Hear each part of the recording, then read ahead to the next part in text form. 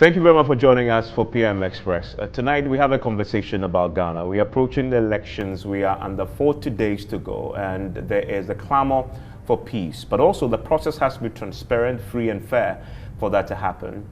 Ghanaians have tried in the past, and we've anchored this country's democracy for more than 30 years. And we have international partners who assist us in this process.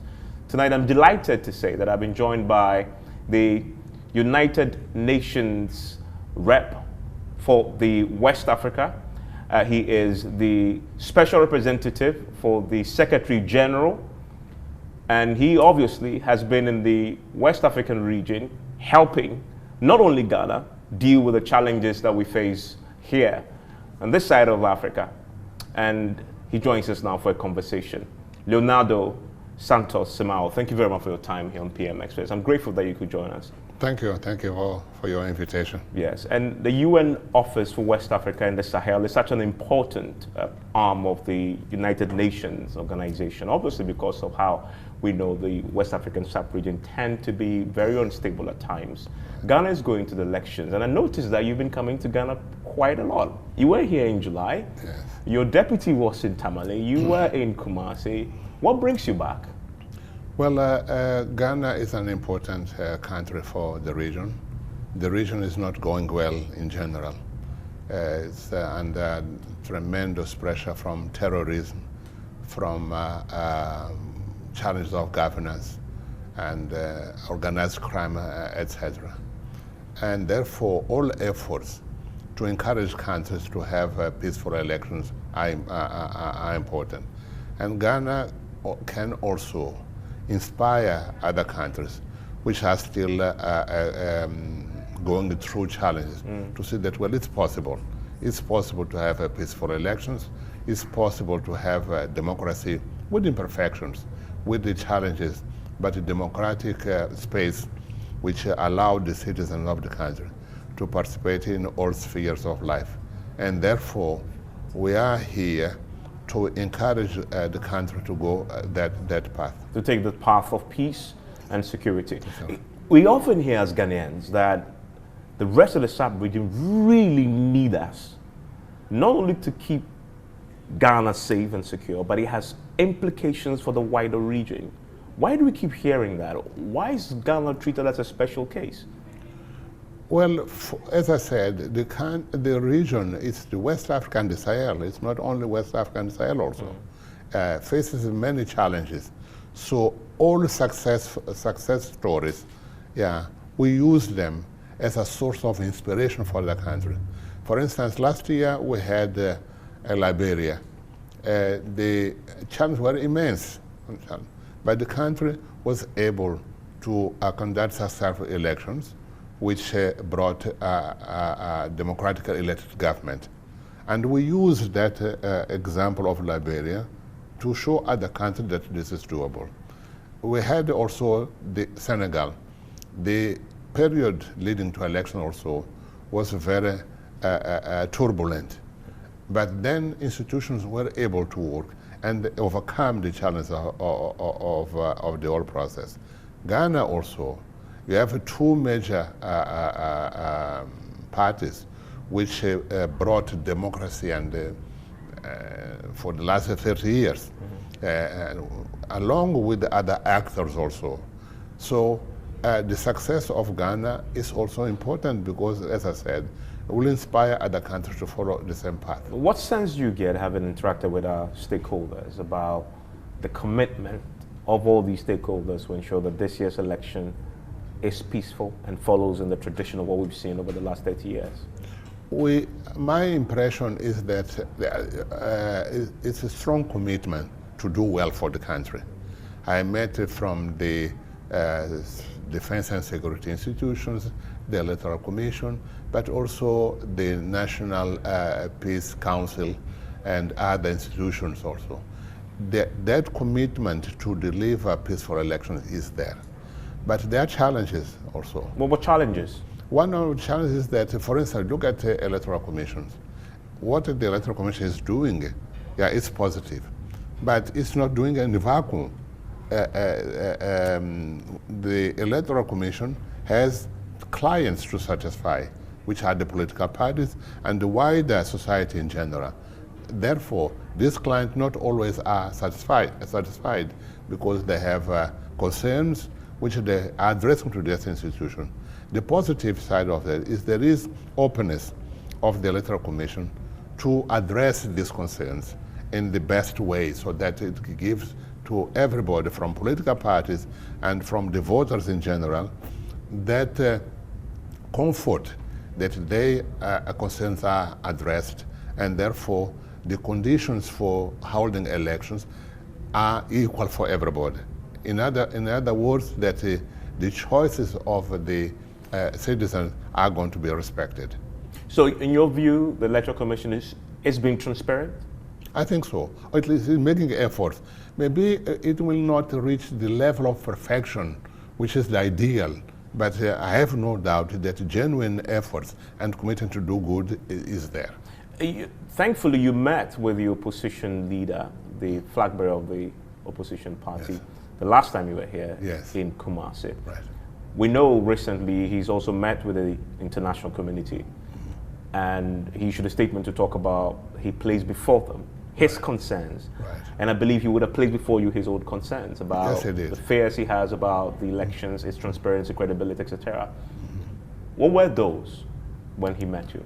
One of the main concerns of the opposition was the voter registration, that it required a serious review on that. But this was then addressed in a meeting, open meeting, the Electoral Commission had with the political parties. And I think that most of the doubts the opposition had have been solved. But even if they are not solved, I found more recently the openness of the Commission to work with all partners.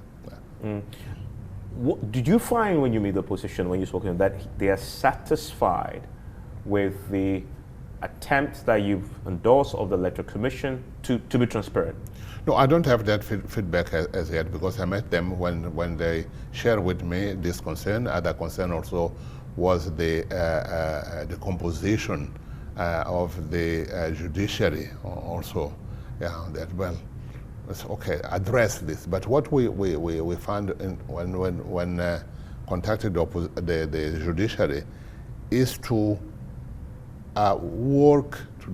conduct their work within the limits of the law.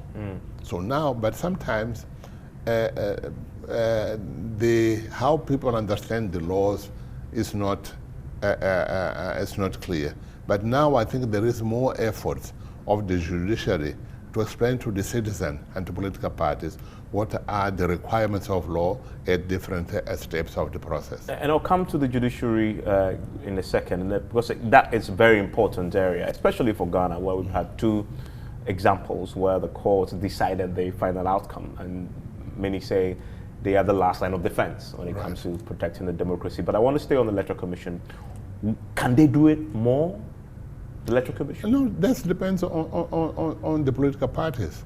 What I felt and I feel is that they are prepared to go extra mile if their clients, the political parties, so they want. If they are not satisfied and they bring their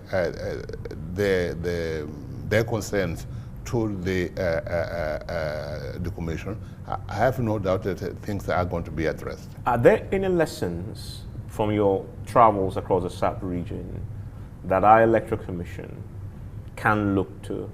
No matter how transparent they are, you can always improve. I'm curious to tap into that experience you have, traveling across the continent, and you've worked at the chair of the Nigeria-Cameroon, mission there. You've done a lot of work across the continent. And any lessons for us, for our Electoral Commission this year? Well, there is always a room for improvement, and one of the areas for improvement is the area of communication. You, as Commissioner, you might think that, well, I'm communicating enough. What I'm sharing with the society is good enough. But for the normal citizen, maybe it's not. Maybe they want more, not only in terms of details, but also in terms of extension of the explanation. So communication and quality communication, I think, will continue to be always a process. Because also the citizens today is more knowledgeable about the issues, more engaged, more participative. So the institutions have to be themselves at a level to satisfy the demand of the citizen. So communication, I think, is one of those areas. And this is a two-way street. The Electoral Commission, from your understanding, is reaching out to try and be more transparent. What do you think will be the role of the opposition party first and foremost in meeting them halfway? At least you met the opposition party's leader. What did you tell him? Well, I don't discuss the details of my contacts with the opposition. But my attitude is to listen to them, to listen to their concerns, and then as much as possible transmit to the appropriate institutions the concerns of the political parties, the opposition. Although they don't need me to do that, because they can reach out themselves. But I'm an additional voice in transmitting their concerns. So I think that a continuous communication with the Commission, I think, is desirable.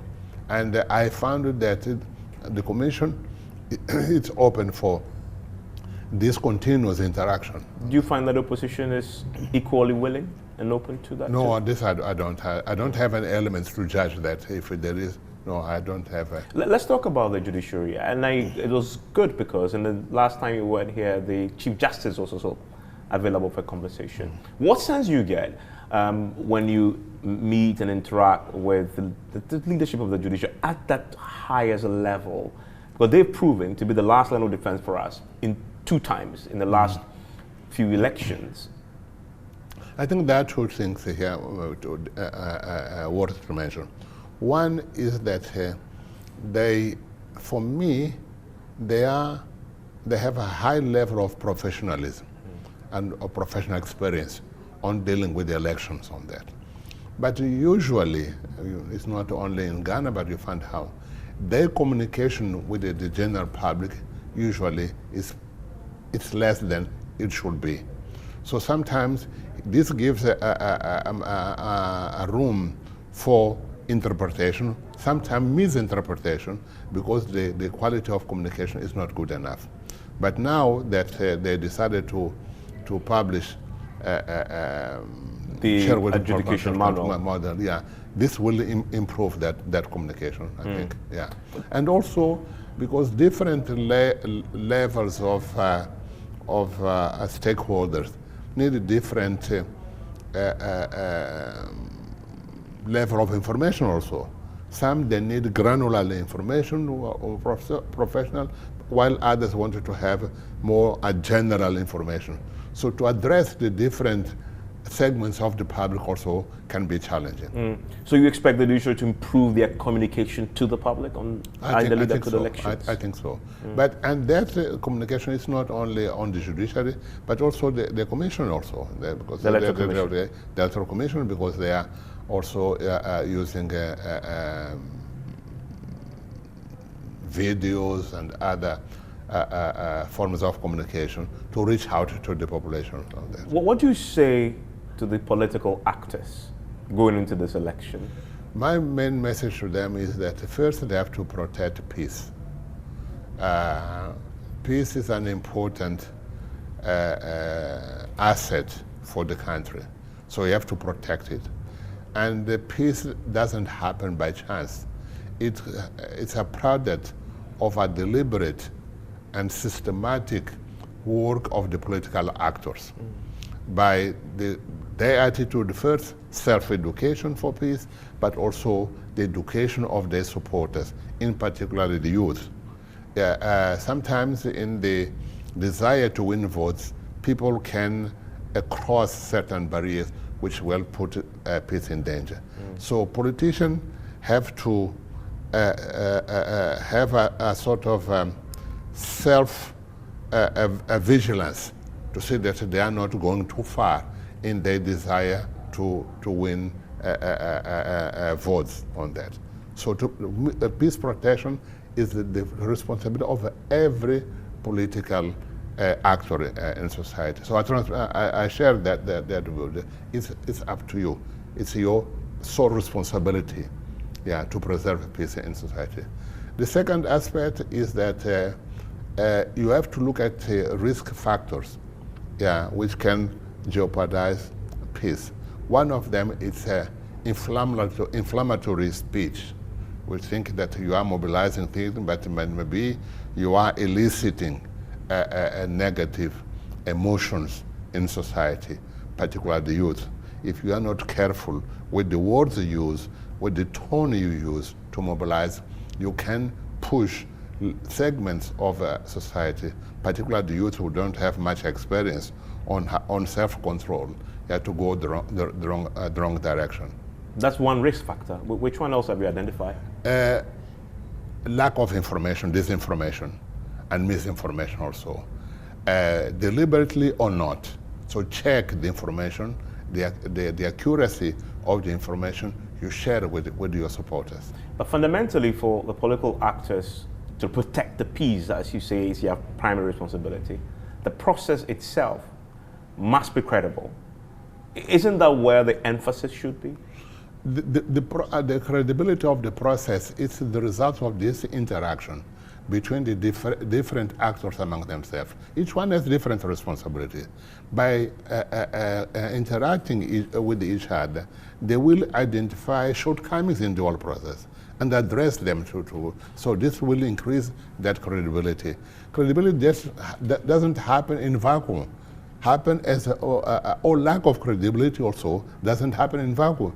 It happens as a result of this interaction. What we are encouraging is that this interaction be as positive and as frequent as necessary. If I tell you that opposition parties have publicly accused the Electoral Commission, the judiciary, of all conspiring, and the governor conspiring to rig the elections, from an outsider looking in and attempting to broker some sort of peace ahead of the elections, what would you say to such allegations with less than 40 days to go to an election? Well, I will not comment on what actors say, but what I can say, and I repeat, is that I saw genuine commitment to do good, to do things rightly. That's what I say. And secondly, openness for dialogue. And this I can assure. Then the opinion of political parties is their responsibility. And talking about peace, recently the US government did something very interesting. They also committed to peace, and the ambassador has been doing the same thing as you've been doing, the US ambassador to Ghana. But they've gone one step further, which is to say, they are going to implement a visa restriction policy on any individual who undermines our democracy this year. In other words, there is the carrot, who will meet, who will dialogue, but we were going to hold the stick. If you decide to undermine democracy, you act in ways that jeopardize the outcome of the elections, rigs it, constrict public opinion around freedom of speech, etc., ahead of elections, will impose visa restrictions, not only on you, the individual, by your family. The UN has been preaching peace. Are you ready to wield a similar stick? Yeah, the UN doesn't apply sanctions to member states. The UN doesn't have that mandate. Because what the UN is doing is a mandate given to it by the Security Council and the General Assembly. So we don't have that mandate. But in discussing with the parties, they must know that there'll be consequences somehow if they misbehave. No, what the UN, or in partnership with UN, what it does is to encourage positive behavior, positive attitudes, positive practices on that. But we don't apply sanctions, except in the cases which are decided by the Security Council. And the Security Council applies sanctions to a member state when there are gross violations of human rights, for instance. So in these cases. I want to place this Ghanaian election within the sub-regional context for a second. Ghana obviously is straddled by, countries, a lot of them peaceful, but to the north. And then, thankfully you are also the UN representative for West Africa and the Sahel. We have recent complaints. Reuters was reporting recently that up north, Burkina Faso conflict, we have some of the militants taking shelter here, and that was obviously threatening our peace. Our national security has obviously dismissed it, but you cannot dismiss the concerns because of where we are, especially with the north, going into an election. I wonder what your assessment is about the security situation in the SAP region, and how that sometimes, when countries are holding elections, they become vulnerable to elements who want to exploit that to foment trouble. Right. What I can say is that the neighbors of Ghana, they are facing terrorism, and therefore, there is this trend of terrorism towards coastal states, and Ghana is one of these targets. So if that, so far, as I know, is that terrorism didn't fail so far to cross into the country. But the northern part of Togo and Benin, that already been affected by terrorism. Yeah, but I don't have similar information in relation to Ghana, so I will not comment on the Reuters. But how vigilant should we be, would you say? Very much so. Actually, we are very much concerned that one platform which was created to bring together the countries of Sahel, 3, and 4 countries of coastal states is not functioning properly, which is the Accra Initiative. The Accra Initiative should be that platform precisely to bring Mali, Burkina Faso, and Niger with the 4 countries, Ghana, Cote d'Ivoire, Benin, and Togo together to join efforts to fight terrorism and avoid and block the spillover to the coastal states. But give me a sense, why do you think that Accra Initiative isn't working? It's not working because following the retreat of the 3 countries from ECOWAS, one of their arguments is that some member states of ECOWAS are colliding with the foreign powers to attack them, and therefore there was a fall of trust, because when countries are working together, they share intelligence, they share military plans, but this is done in an environment of trust. Yeah. So if that trust is broken, now there is no conditions for that. So the Sahelian countries don't feel comfortable at this moment to share that. But this is work in progress. We think that with the time, and also we are encouraging them to resume normal relations with their neighbors. Maybe they can join again. Actually, they didn't retire retreat from the Accra Initiative, but they are not participating actively. But we think that it's possible to overcome this with time. You're confident we can bring the Accra Initiative back on track? I think so. I think so. It takes a lot of effort from yourself. And sometimes, because some of these processes have an important psychological dimension, which need time, to be processed and brought to levels of more rationality on that. Yeah. So time is an important component. The big question, though, one of the risk factors is the state of the West African citizens, and the big conversation around the democratic dividend, that most of our citizens in West Africa aren't seeing the democratic dividends. And so democracy isn't as important, because what's the point of going to cast your ballot every 4 years and you're poor, you're miserable, you don't have the basic necessities of life, isn't that the fundamental point that countries like Ghana, working in partnership with international partners like yourself, must address if we really fundamentally want to deal with the challenge and the threat of insecurity? No, this is being addressed.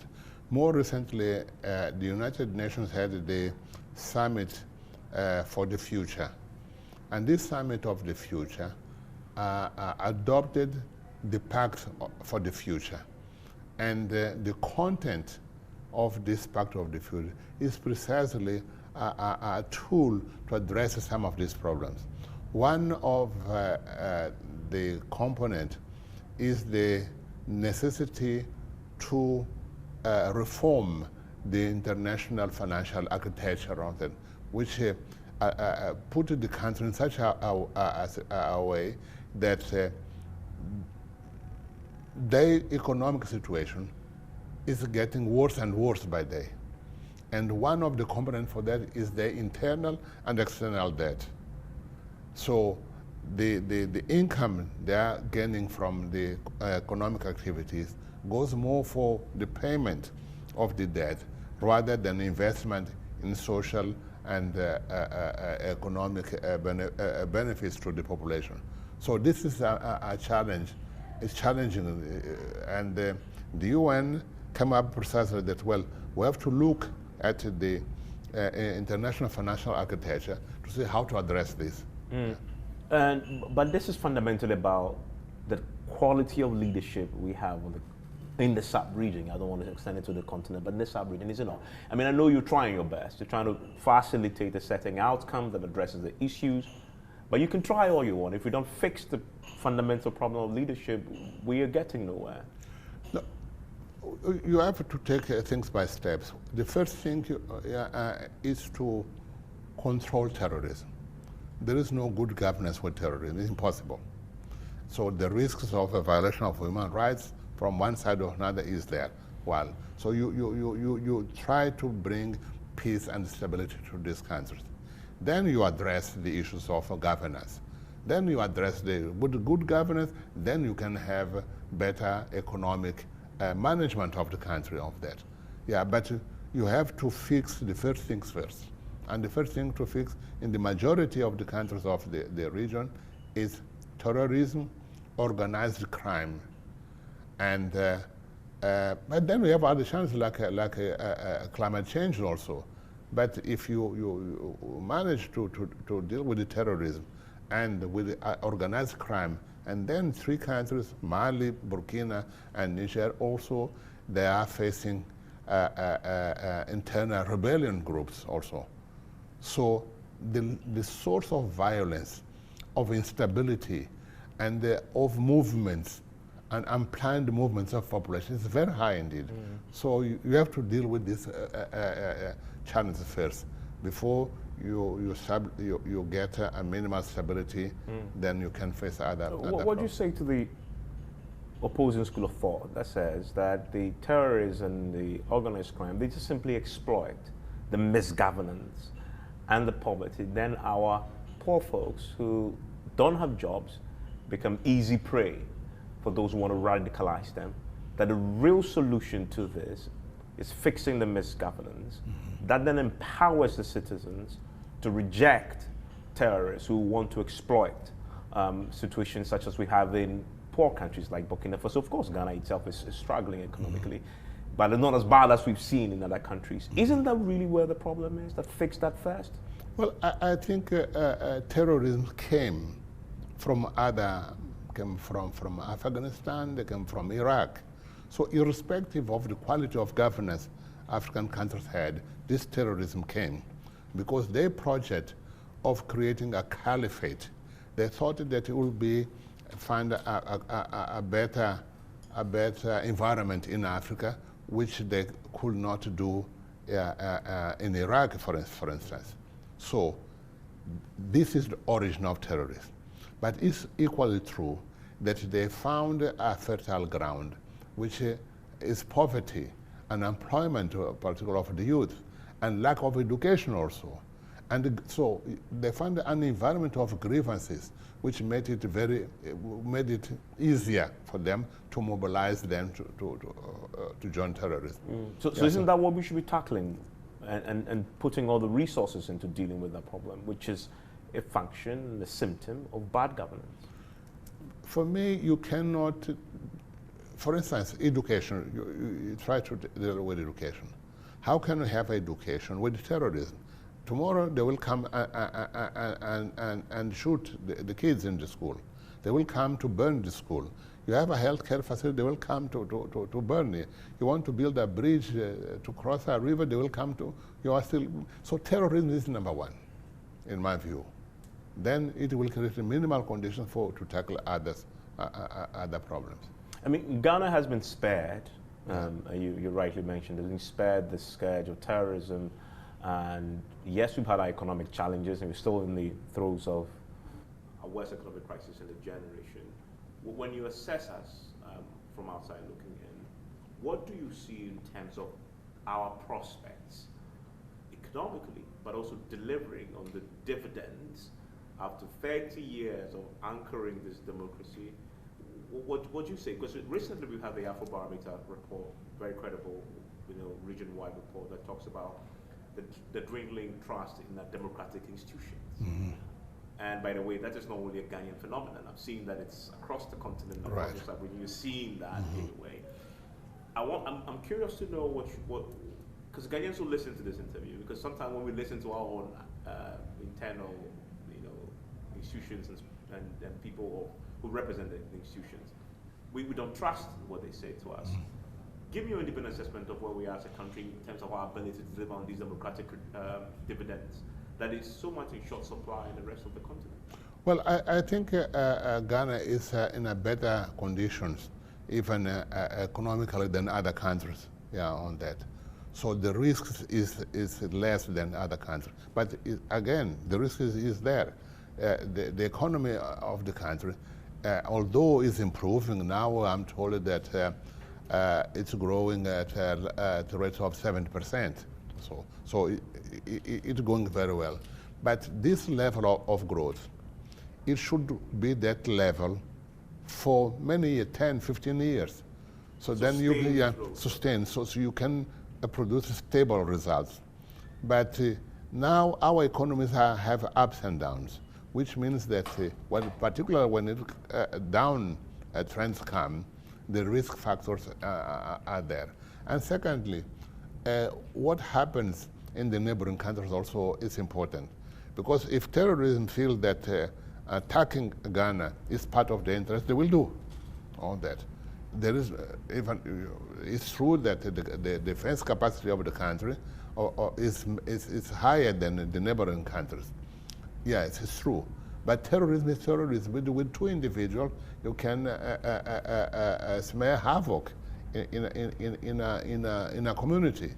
So that efforts to improve governance with imperfections, trying to improve the economy, and tackle aspects of social development, all come together.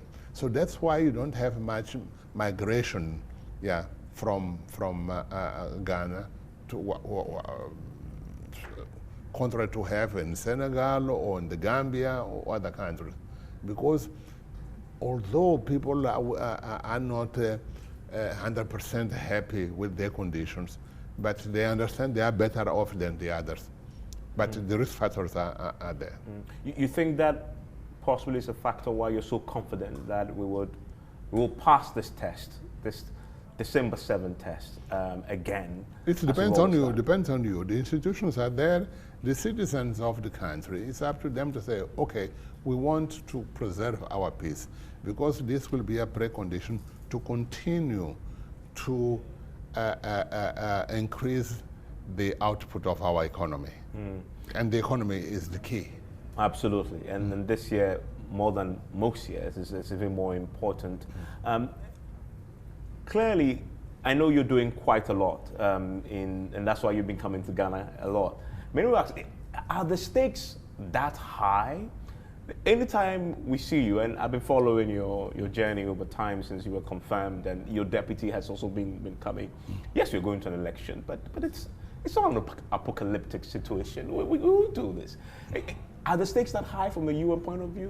No, it's not. It's not apocalyptic. What happens is that we have an agreement with the National Peace Council. And within the terms of this agreement is to assist them in the regional meetings they are having. The last election they had three. They hold three meetings. Now it's 5. So they said, okay, let's be present. Yeah, first to see how this, the citizens or the different stakeholders are coming together to discuss the issues of mutual concern. And secondly, how can we improve the quality of our assistance to the countries so that. And thirdly, how can we pick that experience and try to encourage other countries to look at if it can be helpful to them. So we have a real interest that things go well here, so that we can take that experience to sell, so to speak, to other countries. Not to copy, it's not copy and paste, but can inspire in the sense that to create platforms where citizens can come together to discuss issues of common concern and agree on a minimal platform to move forward their country. This is doable. The modality can be different, but the issue is that citizens come together, the main stakeholders come together. And for instance, I look at, it's not many countries where you have the judiciary exposing themselves to debate with the political parties and with the media and with the civil society. But here they come. But also, so they listen to the concerns of the citizens firsthand. But at the same time, they take this opportunity to educate the citizens about what the law says about their concern, what is the legal response of their concern. So this two-way process, I think it's healthy in terms of participation and the quality of participation of the citizens in the political life of the country. And talking about the Peace Council, one of the main objectives was working to get the two main parties to sign a peace pact ahead of the election.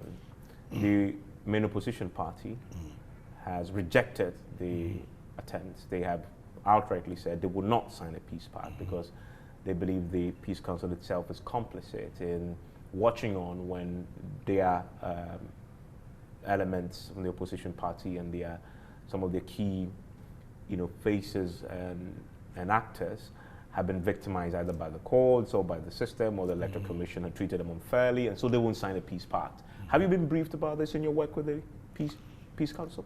Yes, I am aware of the dynamics of it, but my understanding is that it's still work in progress.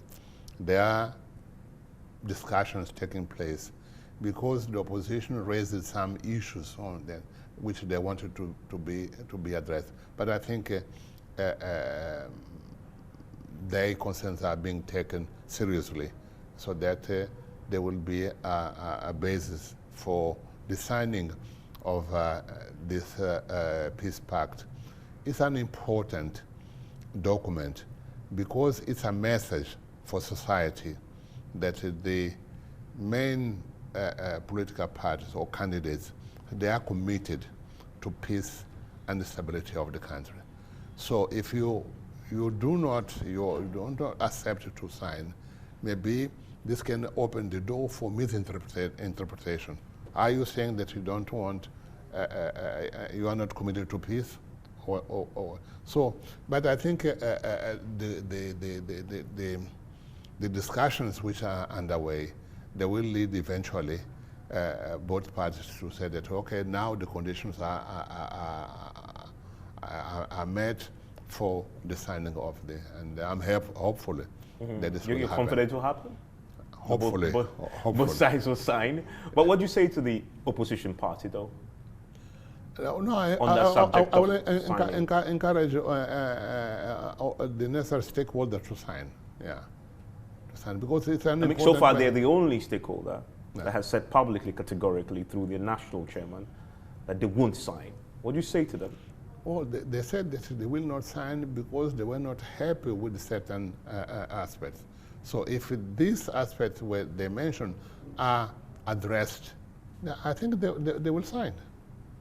Yeah, they will sign. The main accusation, because the Peace Council was facilitating the process, was against the Peace Council that you work with. And the accusation that the Peace Council has been negligent, I guess, in not being forthright in condemning some aspects of the institutional actions like the Electoral Commission and others. When it affects the opposition party, they've been too quiet. And so the opposition parties, they don't trust that they are really interested in getting their side, having their views and concerns addressed. Because if you really are interested, then when we are victimized, you will speak about it and condemn it. And they said they haven't seen enough of that, and then the Peace Council has been too dormant and toothless sometimes. Is that a fair criticism? I don't know. Well, I will not comment on this aspect. What I will encourage the parties to work together and to address the concerns raised. And I think this is doable. Yeah, it's possible to do. It's possible to overcome these difficulties. You think the Peace Council has the capacity? I think so. Not only the capacity, but also the willingness to do so. My interactions with the council is this and that this group of citizens are committed to peace and stability in the country. That's my feeling. I know you're going to come back before the elections, or you're going to come for the elections. I will come back at least for the elections. Okay. Not as an observer, because the United Nations, we don't have this status of, but to be present, yeah, and to witness, so to speak. But we are not going to issue any communique or any assessment about the elections. Yeah. You plan to meet parties again, the political party leadership? Yes, all maximum stakeholders. Yes. With the objective was to getting them to buy into the peace agenda. First, I always want to know from them what is their reading of the situation, prevailing situation at a time. And then to discuss eventual issues which may arise, but always in the direction for peace and stability. Yes. Do you mediate too? No. When you see when they tell the concerns, they expect that you should do something about it. No, we don't mediate because mediation is a more complex exercise, which needs. So, for example, the opposition is accusing the Peace Council; they will not sign. Will you come in between and say, sit in the middle? No, that's what I'm saying. We don't mediate, but we encourage the appropriate institutions to find a solution. Because if I come to you and I'm complaining, I'm telling my concerns, I definitely expect that, yeah, it's good to hear me out, but I expect that you do something. Yes, first I will encourage you to find the right path towards the solution of that. If you have a counterpart to deal, I will encourage the counterpart to listen to you. Yeah, but not exerting a real mediation in the sense that your concerns I will take and then negotiate with that, then we don't want to get involved in that. No, we don't have that capacity. It's not. It's a matter of capacity, and also that there are national institutions which are better suited to do that, better than us. Finally, you speak to the audience. Ghanaians going to the polls, and let's hear because you are the special representative to the Secretary General in a way. What is his message? The message is that they have, the people of Ghana have to aspire to have peaceful elections. So the behavior of each citizen, but particularly of political leaders, is essential to keep that peace and stability throughout the process. before the election, during the election, and after the elections. Leonardo Santos Simao, thank you very much. Thank you. And thank you. safe travels. Thank you. See you Thank back. You very much. Thank you. Thank you very much.